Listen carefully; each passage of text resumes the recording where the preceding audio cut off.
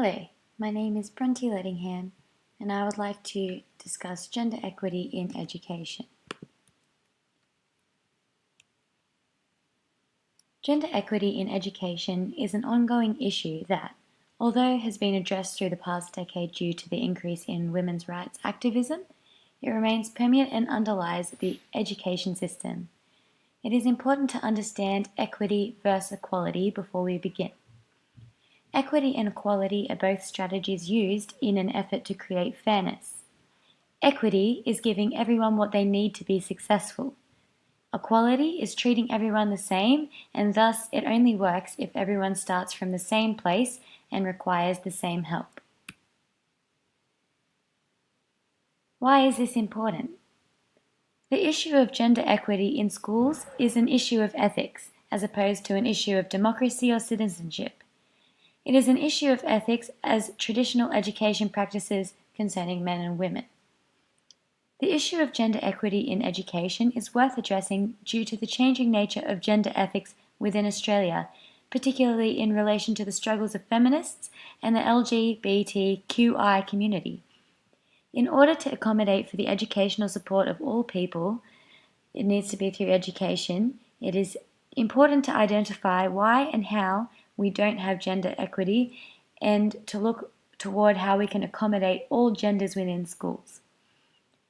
An Everyday Feminism article articulates that fairness between genders does not mean that everyone should become the same, and the end goal is not for men and women to reach a complete genderless state. It means that men and women should be given the same opportunities to succeed despite their differences.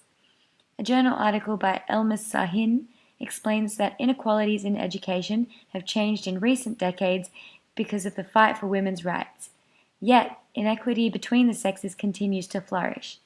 Education is the key to gender equality and the importance of gender equity in education systems in order to create a better environment for girls under traditional pressures.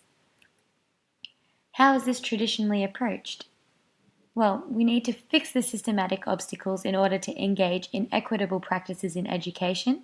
When gender equity is approached in education as important, the attached issues, such as gaps, divisions, and conflicts between sexes in society, are reduced.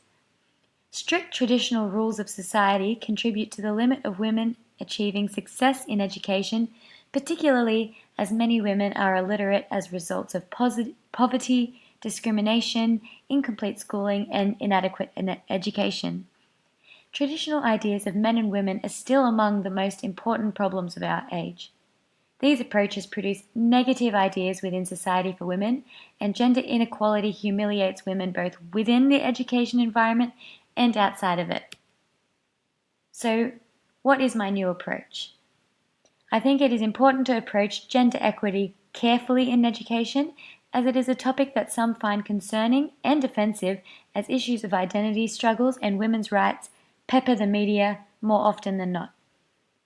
My approach aims to tweak elements of the school system to enforce gender equity as a pathway to more broad, equitable practices within education and, as time goes on, the wider world. I believe that all ideas begin within the school environment, and issues of bullying, self-harm, and struggles of identity are seemingly stemming from the school environment, particularly as internet and social media is more available than ever before. Approaching gender equity within the school can act to close the gaps between sexes and accommodate all identities within the system. Something as simple as not identifying as a gender could relieve stress off one student and allow them to strive for success more than if they were forced to fit their gender societal expectations. I will branch into some of the changes that could be made later. I would just now like to explain how approaching gender equity could help educational potential within students and sets a benchmark for a more inclusive and less traditional schooling system within the future, especially as we strive toward a more ethical future. An innovative perspective on this issue would allow branches into all forms of equity in education, growing the schooling system and adapting it to a changing ethical future and cohesive world. To allow equitable practices in the schooling system for all sexes, equitable practices can be extended to help those from lower socioeconomic backgrounds, Indigenous Australians, the LGBTQI community, and all struggling with issues of identity. How great would it be for the schooling system to embrace these struggles with positivity and aim to lower bullying and teenage depression due to unacceptance of identity? We can extend to students from foreign cultural backgrounds, different religious backgrounds, and other circumstances that put them on a different playing field to other students. A new approach would act to embrace all students' needs and aim to accommodate all people within whatever schooling system they are involved with. To focus primarily on gender equity to begin, we correlate with issues within the larger world and create a larger surface to embrace a more positive education system. To close the gap between sexes and accommodate the curriculum to level the playing field, all students can achieve success and furthermore benefit Australia economically as they bring innovative ideas to the world, with less judgment and patriarchal ideas that some of the previous generations were raised to believe just as a second nature. This new approach also allows the gap between genders to begin to close and the education system to focus on education and not so much male versus female education. A focus on equity in schools above equality will equip all students with the tools they require to succeed and furthermore encourage the students to strive for high achievements and a more level playing field. So what changes are required? Changes to the curriculum are not all that is required in order to accommodate gender equity in school. Some other changes that would be required are more inclusive sports and extracurricular activities, more student councils and leader positions within the schools to allow issues of equity to be discussed and managed with focus on schools' particular issues. Changes to the uniform allowing boys and girls to dress in pants to remove any uncomfortableness.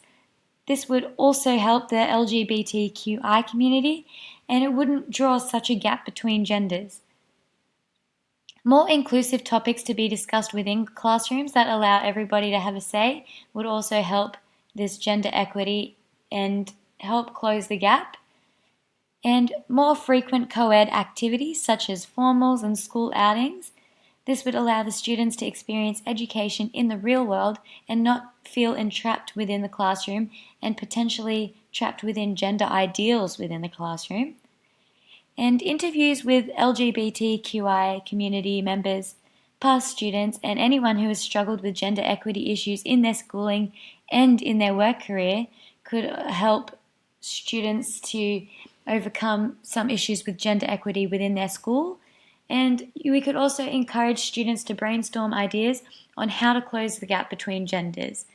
This sort of positive thinking and forming ideas for students will help get the ball rolling and encourage a more ethical future.